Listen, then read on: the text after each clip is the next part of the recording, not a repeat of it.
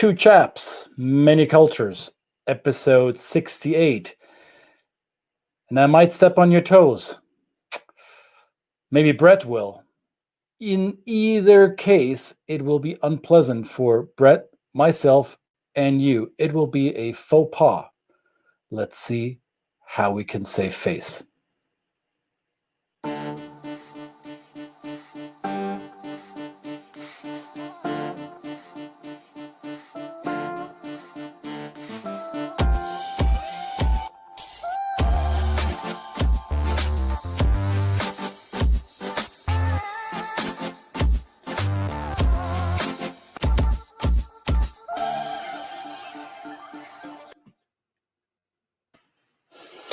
Welcome, everybody.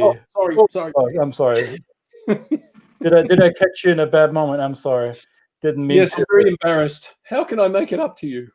Oh no, that's all right. I felt like I infringed on your personal drink time, so I'm very sorry. And I know that you don't work here; you're simply a consultant. That's yeah. So I better not bother you with any professional questions. Work? I mean, work? By the way, if you're watching this, as you're watching this, whether it's live right now or maybe in 3 minutes as you hop on late and hit the replay button, don't forget, put it in the chat box. No matter on what medium you're watching it, does not matter. Put it in there and say, "Happy birthday, Brett." Happy birthday, Brett. Happy birthday, mate. Thank you very much, sir. Appreciate it. It's been a wonderful day here at You look much older. Two Chaps Tower. Well, you know, it's just at least see this platform actually just shows you how you are. You know, Zoom has that wonderful ability to be able to clean up your I don't know, well, how do they put it in the app? It makes you look better. But this really doesn't. I haven't found that button yet, or maybe it just doesn't work on me. Oh, well, maybe you just don't need it. You know. It's like, Happy birthday, mate. I'm happy to see you. And for those of you who are in the cross-cultural world like we are, you might just be hopping over here because you finished day one of the CITAR USA conference. And this guy over this guy over here makes sure that the trains run on time in that conference. Yeah, see, this is how you run a conference with 150 people. You just does it matter which books you put the camera on? Well, it does. It's actually, this is very important, and actually this book is very important. This is from our friend of the Raising Multicultural Children, great Farzana Nayani. And these are the books that I'm still yet to give away to our friends. So people, once you notice that the camera angle for Brett's broadcast is changing, that means the books are gone. All right. No, absolutely. Anyway, we digress. What are we going to talk about today? We wanted to talk about how we fix it when we make a mistake, faux pas, a gaffe, a blunder, a misstep, when we screw up. When we look like this, right? Yeah. At least we feel like this. Well, I never felt like this. Maybe you did, because I never had a briefcase like this. Well, the machete maybe, but that briefcase, you're a child of the 80s, right? I can tell. All right. So, all right. Yeah. This is pretty good. Machete in a briefcase. Don't you do that all the time? Yeah, once in a while. Now, that's not a knife. I had to get that in. Sorry. That's not a knife. It's not a knife. Oh, show me your knife. All right. So, how many mistakes, how many faux pas have you committed? Can you remember? No. No. Do you want to remember? No. Well, some of them I don't mind remembering, but some of them I don't. Yeah. So, would you consider yourself to be fairly culturally educated? Well, sometimes at the very worst time, I do get overconfident, maybe. All right. So would it be safe to say, and this is where I wanted to tee you up for, is even though you might think of yourself as, I'm culturally savvy enough. I've been abroad. I've traveled here. I've done business there. And I should be able to handle myself well without making a fool of myself. So is it possible that despite all our confidence, overconfidence, correct assessment of our abilities, that we still step on people's toes? Is that possible? Absolutely. I would think very much so. In fact, many times there are a lot of our clients. You obviously have these clients that say, and we ask them at the start of a session, what do you want to learn? What do you want to get out of this session? And a lot of the times it's a kind of a half sarcastic, well, I want you to show me how I can't screw up. And at that point, I usually shut my computer and go, well, I'm not your guy. You are going to screw up, and you are going to be embarrassed, and you better get comfortable with it. You better be ready for it, and to the degree that you do it, either be ready to apologize and make up for it, or maybe it's not as big a deal as you think it is, and that's the thing. I think the first step, because we announced, or I announced this for today's episode, we're going to share a few tips on how to overcome the obstacle of a cross-cultural blunder. First of all, it may be a sign that if you're struggling with this, it may be a sign that you suffer from the same syndrome that I have worked hard to heal from. I'm not quite done yet. I would say I'm a recovering perfectionist. So you might have that little chip on your shoulder telling you, I need to be perfect because I am culture savvy. I can do this. There is no such thing as perfection. Give it up, people. You won't ever be perfect. And the concept of perfection is a bit flawed because it assumes that there is a super platinum diamond standard of human existence that we are supposed to reach. We should reach that kind of Mount Everest peak of human perfection. And you will recognize, should you ever get to that peak, you will be there and recognize, wait a second, there's still ways to get better, right? So there is never an end to self-improvement or to work on yourself. It's in our work, we call it striving for excellence rather than shooting for perfection, because you'll be disappointed first and foremost in yourself, and then also in others who you have the expectation for them to be as perfect as you are, and neither one of you will meet your own expectations. I like what Antimo says here. He says, we are all perfectly imperfect. I couldn't agree more. That's right. Certamente, Antimo. Or something like that. I hope I think striving for perfection often throws sand in the gears of progress, because if you're, and this is, we would start a conversation with a client and say, let's identify maybe some of the differences you're going to have and where you possibly have the potential of embarrassing yourself and putting yourself in a situation where you might feel that you've kind of breached a protocol here or there, but not to overthink that. Not usually if you're overthinking it and looking for perfection, then that's sometimes an excuse not to take action or not to move forward, not to develop and learn and be the leader that you're being asked to be in the other culture. So a lot of cultures, and of course many of them, I guess more expat, the places that have received many people as foreign leaders and foreign workers, are used to foreigners anyway. They're used to people coming in, they're used to working with them, and they allow their own faux pas, right? And so I think that if you overthink it, while if you're cognizant of the potential of the differences and how to bridge them, but don't overthink it and consider that it's always going to be a negative, then that allows you to kind of have a good balance. So that and I think as entrance into a new environment, as outsiders coming into a new group or new to us group, we often are credited with a little bit of a goodwill in our account for how much we can screw up and how many faux pas we can commit.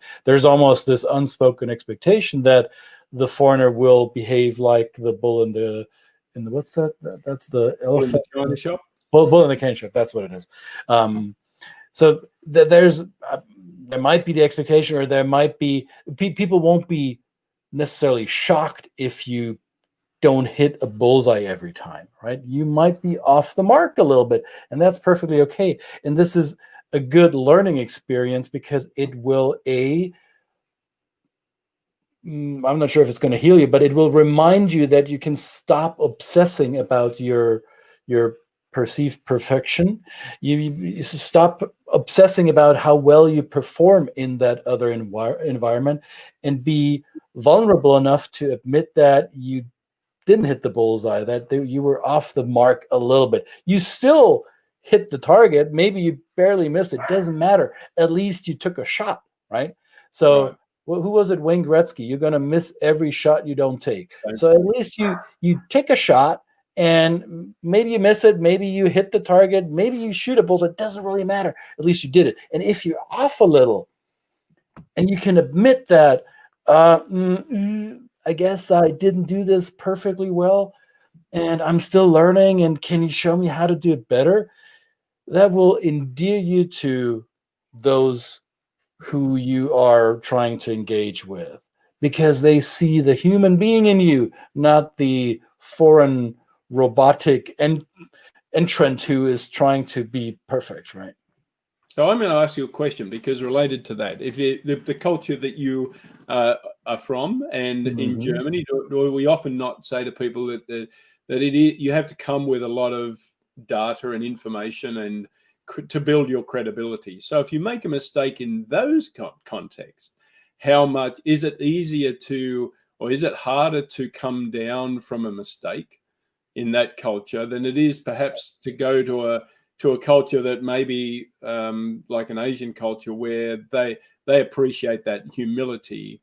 But is that humility in your culture seen as sometimes, and I don't, I'm asking the question intentionally, because this is my question is, if I am humble in that and I'm not showing that I've got all my ducks in a row, then does that do more damage to me in that culture than it might do being a humble, say, in my country or China or something like that? That's a good question, and I would say no, because I think at that moment when you recognize that you don't have your ducks in a row, you have two options. You can try to gloss over the fact, or you can own up to it. And in my culture, glossing over it or trying to pull wool over the eyes of your audience, that'll hurt you even more than owning up to your mistake. So there's such a thing as an honest mistake, right? You can say that, man, I wish I was better. I wasn't right now, so this is what happened. I own it. That's taking responsibility for one's own actions, right? To duck out and maybe point blame, or find excuses or justifications, that will hurt your credibility even more.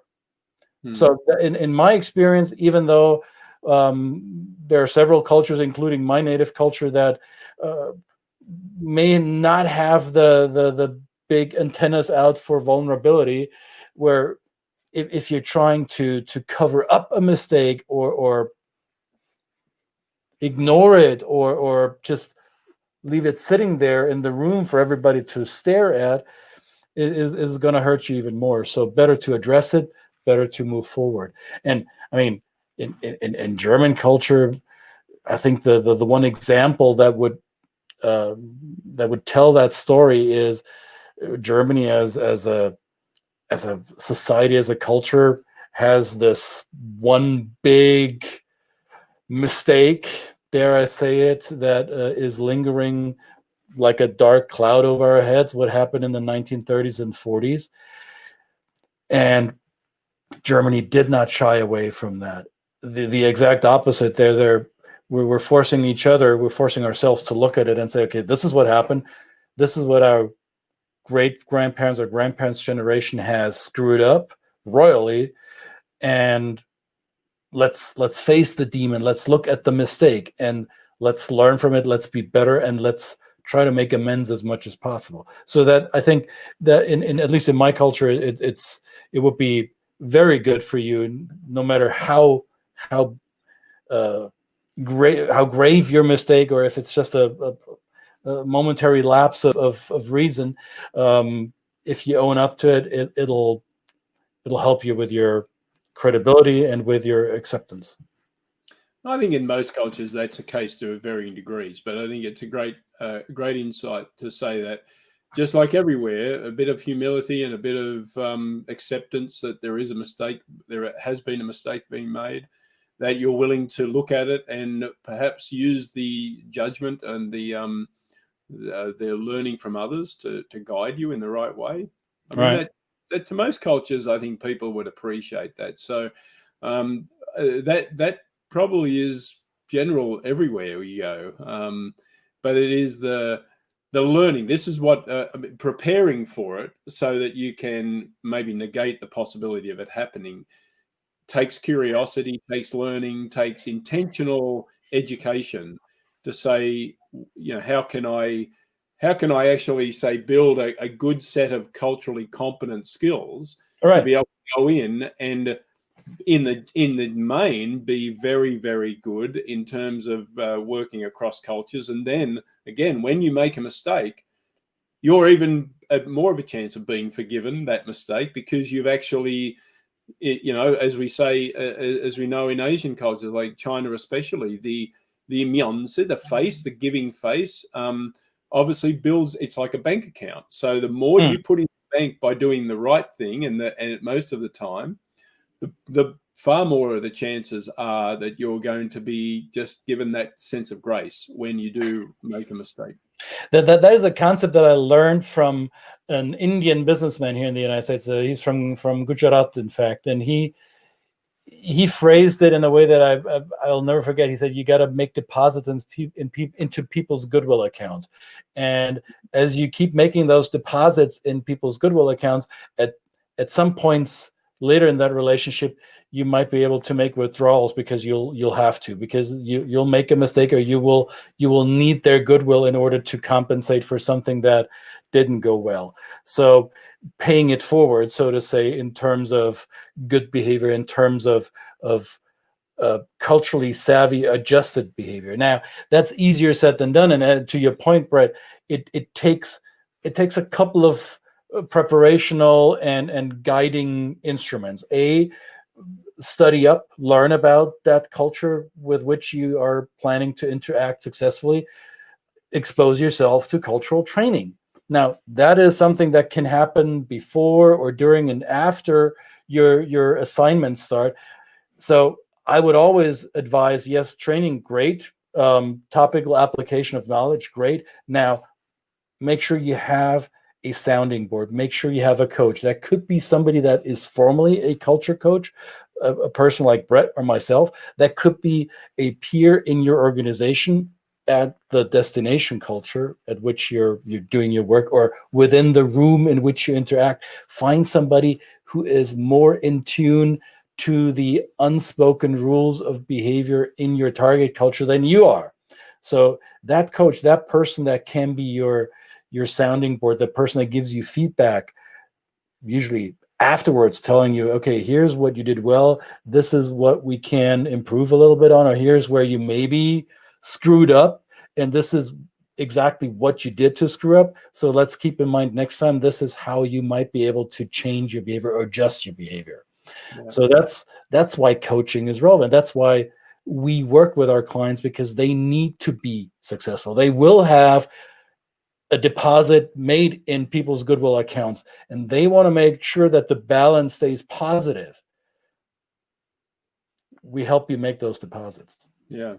And Sue says here, this is obviously referring to the US culture, but not sure we make amends here in the US, like just to move on. So there is that sense that a culture that has a very forward thinking and maybe shorter term cultural reference, it makes it harder to do what happened in Germany. It's harder to reflect and face some of the historical faux pas that have taken place. And therefore, it's actually usually celebrated that you make a mistake, but you move on very quickly, and people are going to allow you to do that. And so does, that maybe brings in another set of challenges for an individual, and in this case, as Sue's talking about, a country, right, as big as a country, to not realize when you're in the middle of making that mistake and sometimes doubling down on it, right?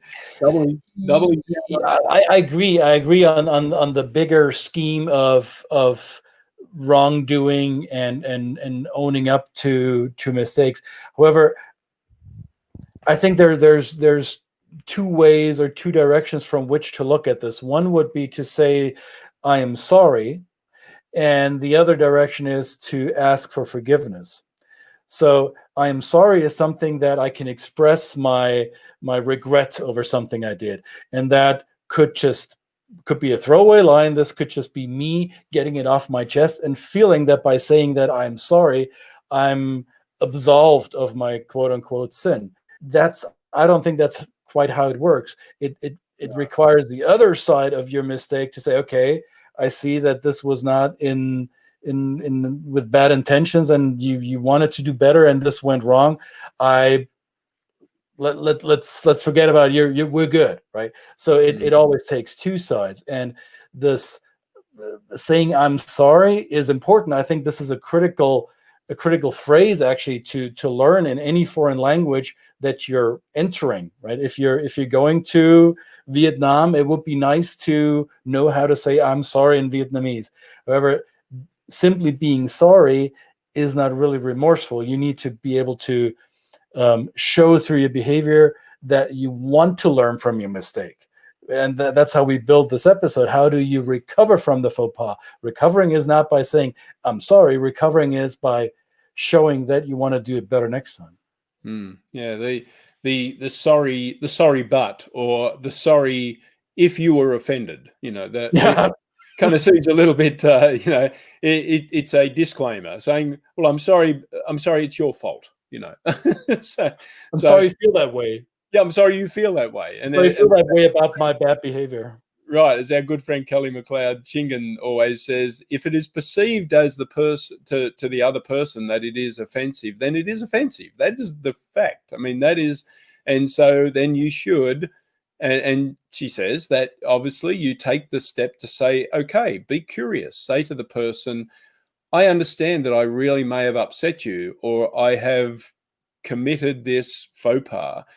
Tell me how I can do better in the first place. Even if you don't think that what you did is wrong, the way it received is the truth. The way it has been received is the truth. It's their truth, and it's just as valid as yours. Yeah. So we're getting into personal interactions here, but the same kind of I think applies in all interactions and all efforts we make in culture, that there are always these learning moments we sometimes miss by just saying, oh, okay, I'm sorry, let's move on, right?